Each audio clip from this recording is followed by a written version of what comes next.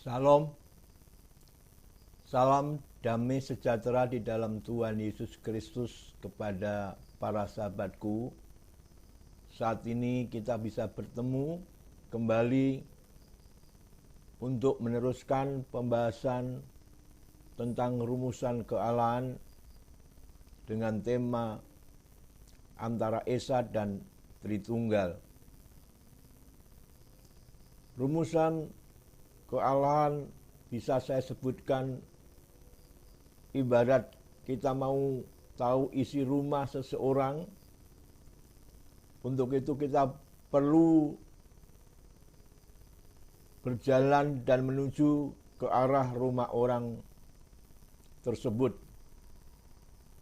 Demikian juga tentunya ada syarat-syarat sehingga kita bisa mencapai rumah itu dan tahu segala rahasia yang terkandung di dalam rumah itu, yakni harus melalui jalan yang memang jalan utama untuk menuju ke rumah itu.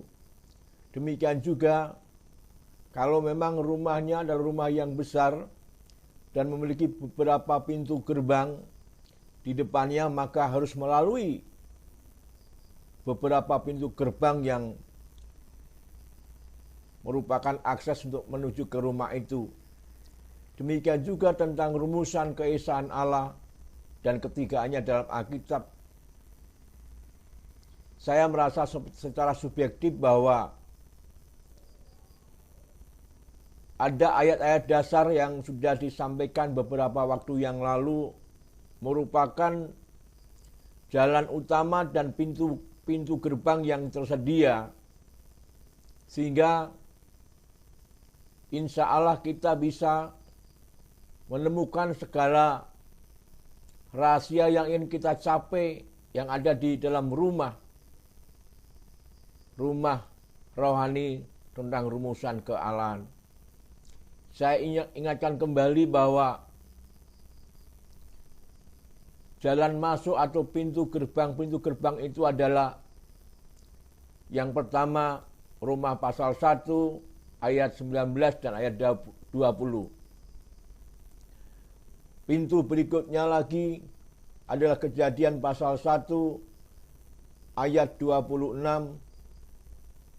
Dan pintu yang ketiga adalah 1 Yohanes pasal 5 ayat 7 dan ayat 8. Yang keempat, pintu yang keempat adalah Markus pasal 13 ayat 29. Saya merasa bahwa pintu ini atau jalan ini selama ini belum diketemukan atau dilalui orang lain untuk menuju kepada rumah rahasia tentang keesaan dan ketigaannya dalam Alkitab.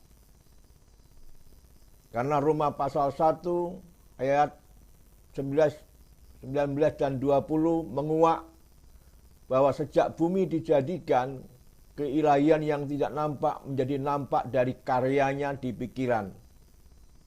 Berdasarkan dengan kalimat atau pernyataan, sejak bumi dibuat, rahasia Allah sudah dinyatakan, maka itu mengarah kepada Kejadian pasal 1 ayat 26. Demikian juga berdasarkan kata Selem dan Demut yang merupakan inti daripada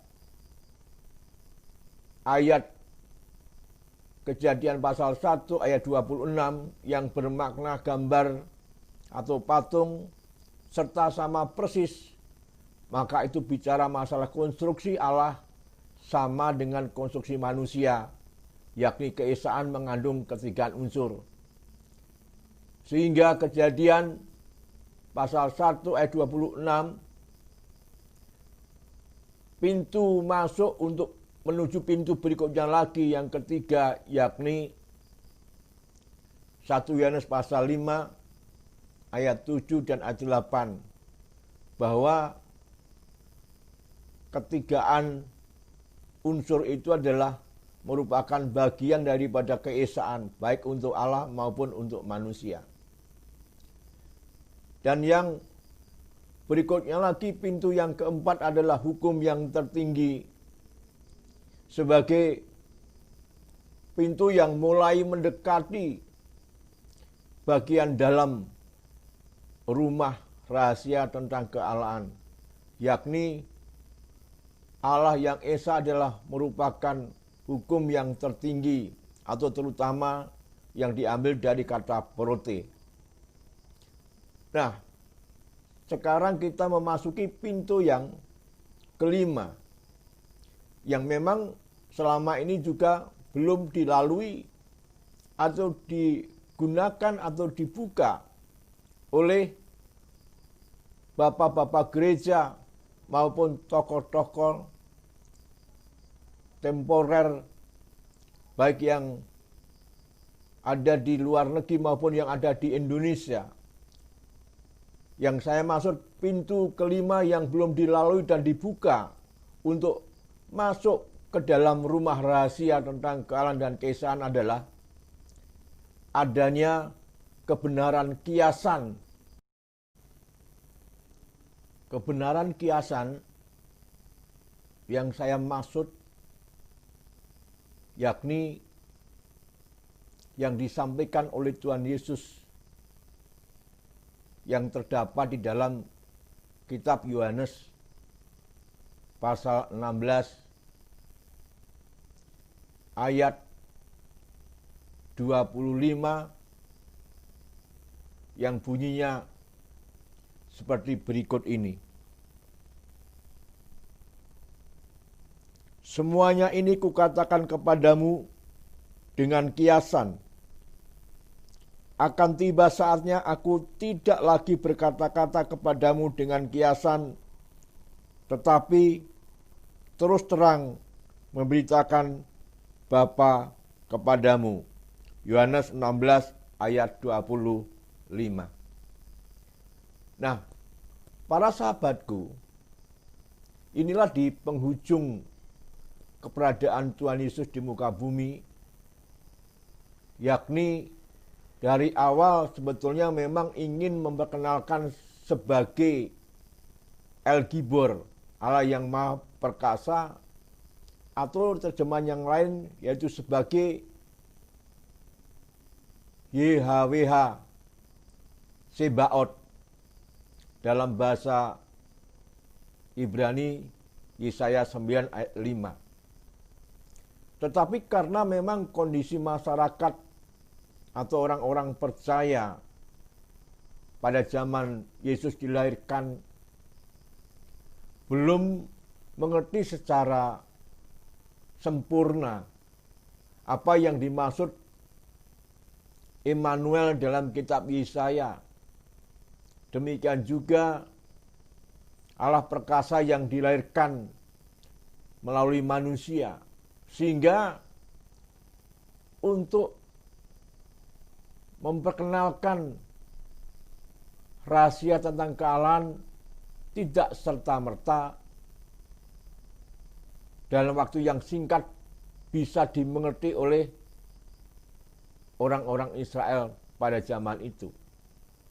Untuk itulah seringkali salah komunikasi di antara orang-orang percaya di tengah-tengah konteks keberadaan Yesus ada di muka bumi. Dan itulah yang akhirnya Tuhan mengerti kedalaman pikiran hati orang-orang zaman itu, sehingga sebagian ajarannya menggunakan kiasan-kiasan. Salah satunya yang sudah dibaca tadi adalah kiasan tentang rumusan kealahan. Bahwa selama ini Tuhan menggunakan kiasan dan akan tiba pada waktunya bicara terus terang. Nah, para sahabatku, inilah yang belum disinggung, belum dipakai, belum dilihat, dan belum ditelaah bahwa Yesus memperkenalkan dirinya tentang kealahannya, sifatnya ada tahapan-tahapan. Untuk itu seringkali didesak supaya mengaku yang sebenarnya. Yesus juga menahan diri karena ayat yang lain mengatakan bahwa murid-muridnya belum bisa menanggungnya. Kalau akan bicara terus terang, apa itu Allah Immanuel? Karena referensi mereka belum sampai ke tingkat itu. Untuk itulah memang kalau kita jajaki setahap demi setahap, Yesus seringkali memang menahan diri untuk menerangkan yang sesungguhnya. Bahkan kadang-kadang Tuhan Yesus mengecek sejauh mana pengetahuan orang-orang di sekitarnya tentang dia, dan memang kenyataannya mereka banyak yang salah paham. Contohnya tak dalam meredakan angin dan gelombang. Murid-muridnya waktu itu pun sekedar bertanya heran, siapakah gerangan orang ini sehingga angin dan gelombang reda, taat atas perintahnya. Jadi kebenaran kiasan ini betul-betul sebagai alat Tuhan untuk menyesuaikan dengan cara berpikir mereka. Tadi sudah dikatakan, saya katakan bahwa belum siap menanggungnya. Contohnya saja, tatkala Tuhan menyatakan sebagai roti yang turun dari surga, menimbulkan kegaduhan di antara murid-murid, bahkan sebagian di antaranya meninggalkan Tuhan Yesus. Demikian pun hubungannya dengan orang Farisi dan ahli Taurat. Berulang kali tatkala Yesus mengucapkan kata-kata yang secara implisit mengarah bahwa Yesus memang bukan dari dunia, mereka pun beberapa kali mau melempari Yesus dengan batu, bahkan mau menangkap Yesus. Tapi Yesus memang bisa meluputkan dirinya pada waktu itu karena memang belum waktunya tujuan Tuhan datang ke muka bumi. Para sahabatku, untuk itulah ayat yang lain dari Yohanes pasal 16 ayat 12 saya bacakan. Demikian bunyi firman Tuhan. Masih banyak hal yang harus kukatakan kepadamu, tetapi sekarang kamu belum dapat menanggungnya. Nah, inilah yang dimaksud kenapa Tuhan Yesus pakai kiasan, para sahabatku. Karena murid-muridnya belum bisa menanggungnya. Nah, paralel dengan kiasan yang disampaikan Tuhan Yesus, rupa-rupanya kiasan bukan hanya pada nas Yohanes tadi, pasal 16 ayat 25 dan ayat 12. Tetapi dalam kitab Matius pasal 13 ayat 15, di sana pun disinggung tentang adanya kiasan. Saya bacakan. Supaya genaplah firman yang disampaikan oleh Nabi. Aku mau membuka mulutku, mengatakan perumpamaan. Aku mau mengucapkan hal yang tersembunyi sejak dunia dijadikan. Matius 13 ayat 35. Jadi tatkala Tuhan Yesus menggunakan kiasan, itu bukan datang tiba-tiba saja, tapi terangkai dengan ajaran para nabi. Dan dikalimatkan oleh kitab Matius bahwa aku mau mengucapkan hal yang tersembunyi sejak dunia dijadikan. Dalam bahasa Inggrisnya adalah dark size. Kenapa Tuhan sebagian di antaranya menggunakan kata-kata yang tersembunyi. Demikian juga justru yang disampaikan sebagai kata-kata yang tersembunyi atau dark side itu, atau kiasan atau perumpamaan itu justru dikatakan sebagai sesuatu yang sudah disampaikan sejak dunia dijadikan. Dan sama dari bahasa Yunaninya seperti Roma pasal 1 ayat 19 dan 20, yakni kata boleh. Ya. Jadi ada dua kata boleh yang berhubungan dengan kealahan. Yang pertama sudah disingkapkan, sudah dinyatakan sejak bumi dibuat dari karyanya. Tetapi sebaliknya di sisi yang berbeda pada saat ini dengan kiasan atau kata-kata yang tersembunyi pun sudah disampaikan sejak bumi dibuat. Dari kata boleh dalam bahasa Yunaninya. Nah, para sahabatku, untuk itulah jalan ini merupakan jalan yang baru yang belum dilalui, belum dibuka oleh orang lain. Sehingga dengan disingkapkannya adanya kiasan atau kata-kata tersembunyi atau dark side itu justru sudah ada sejak bumi dibuat, berarti Kejadian pasal 1 dan seterusnya juga. Tuhan bicara dengan kiasan-kiasan. Nah, untuk itulah terjadi kegaduhan, keruwetan, ya, dan menjadi polemik satu sama lain karena tidak dipilah-pilah mana perkataan kebenaran yang sesungguhnya, seperti hukum yang tertinggi prote, itu tentunya bukan kiasan karena dia sebagai hukum yang tertinggi. Tetapi yang lain-lain yang sifatnya masih implisit, ya, dan simpang siur yang belum jelas, itu sangat mungkin sekali bicara masalah kiasan. Karena memang ada rahasia yang disembunyikan di sana. Nah, untuk itu bukan hanya Yesus yang bicara kiasan, tetapi Nabi. Nah, jika demikian, Nabi siapa yang mengusung tentang adanya kebenaran kiasan? Karena disinggung dalam kitab Matius bahwa aku mau membuka mulutku mengatakan perumpamaan. Aku mau mengucapkan hal-hal yang tersembunyi sejak dunia dijadikan. Yakni firman yang disampaikan oleh Nabi. Nabi siapa ini? Yang dimaksud dari kitab Matius pasal 13 ayat 35. Nah, rupa-rupanya ada dua nabi yang mengusung adanya kebenaran kiasan. Yang pertama adalah Nabi Hosea. Tertuang dalam kitab Hosea pasal 12 ayat 11. Begini bunyinya, para sahabatku.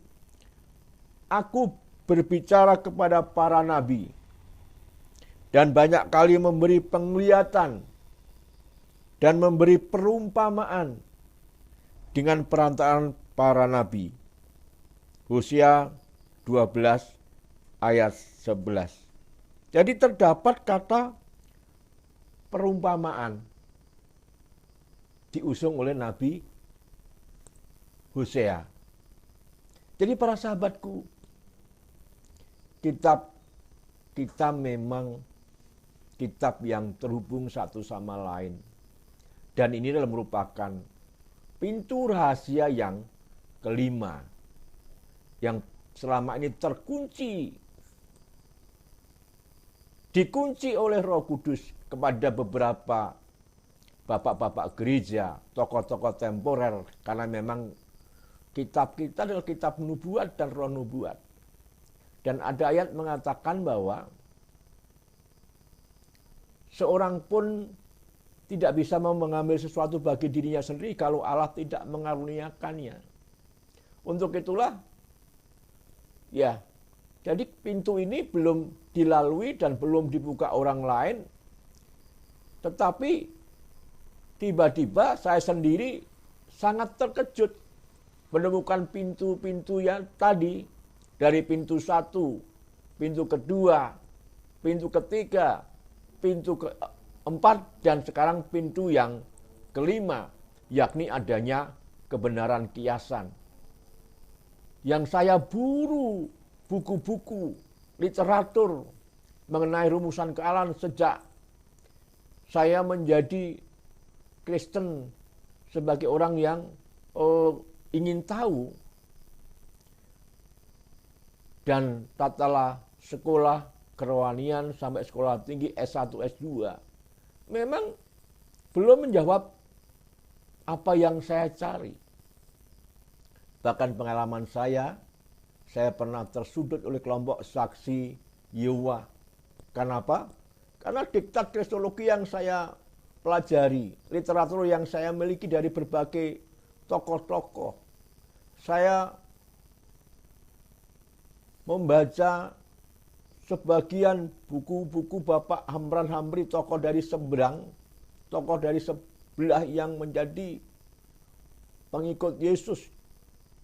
Dia seorang tokoh yang mahir sekali, menguasai kitab sucinya sebelum dia pindah menjadi pengikut Yesus.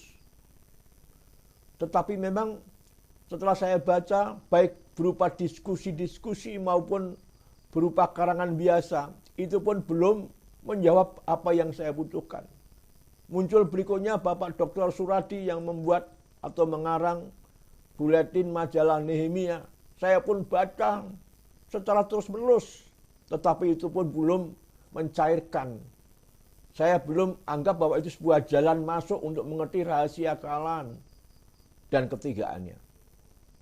Demikian juga Bapak Yusuf Roni. Saya mendengarkan kesaksiannya tatkala beliau masih di dalam penjara. Saya pun ingin tahu kenapa beliau mau menjadi seorang murtadin dan menjadi pengikut Yesus. Tetapi itu pun belum menjawab pertanyaan saya dalam pikiranku untuk membuat clear kealahan dalam Alkitab, sesuatu yang rasional dan ilmiah. Nah, dengan adanya pernyataan bahwa Yesus menyinggung bahwa kiasan itu sudah disinggung oleh para nabi, dan Yesus mengulangi sebagai kata-kata tersembunyi atau dark size yang sudah sejak bumi dibuat. Selain Nabi Hosea, ada nabi yang kedua yang menggarisbawahi tentang adanya kebenaran kiasan sejak bumi dibuat. Kitab Mazmur pasal 78 ayat 2. Aku mau membuka mulut mengatakan amsal. Aku mau mengucapkan teka-teki dari zaman purba kala. Ya. Raja Daud mendapatkan sebuah ilham bahwa adanya kebenaran kiasan, yakni aku mau membuka mulut mengatakan amsal, aku mau mengucapkan teka-teki dari zaman purbakala. Dalam bahasa Ibraninya adalah mini kedem, zaman purba. Nah, zaman purba yang mana? Yesus menyingkapkan lebih jelas bahwa sejak bumi dibuat, Tuhan sudah mengucapkan kata-kata yang tersembunyi atau dark size atau amsal. Nah, saya bersyukur kepada Tuhan bahwa ini mulai menghantar ke ruangan-ruangan yang lebih dalam, sehingga bisa membedakan mana kiasan dan mana kebenaran yang sebenarnya. Nah, dengan adanya hukum yang tertinggi, maka sudah menjadi sebuah paten bahwa Allah itu Esa. Dan yang lain-lain yang secara implisit, yang masih berupa rahasia, ada kandungan-kandungan yang belum kita mengerti, sangat mungkin itu adalah sebuah kiasan. Oleh karena itu, para sahabatku, saat ini kita bisa menguak bahwa para nabi pun mengusung tentang kebenaran kiasan. Sesuai dengan kitab Efesus pasal 2 ayat 20 bahwa gereja harus dibangun di atas dasar para rasul, para nabi, dan Yesus Kristus sebagai batu penjurunya. Untuk itu, jika demikian, kebenaran kiasan tentang kealahan sudah diteguhkan. Yang pertama, Yesus sebagai batu penjuru tadi, bahwa dia menggunakan kiasan-kiasan kepada murid-muridnya. Dan dilengkapi dengan para nabi, yakni jelas sekali ada Nabi Hosea. Hosea 12 ayat 11 yang menyatakan memang Tuhan menggunakan amsal atau perumpamaan.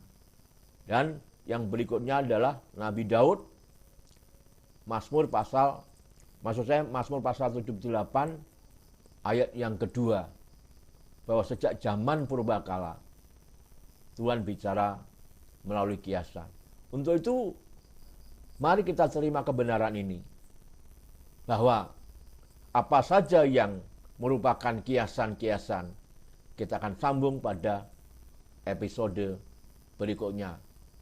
Salam Immanuel, Allah yang perkasa, Allah yang menyertai kita dari sekarang sampai selamanya. Amin.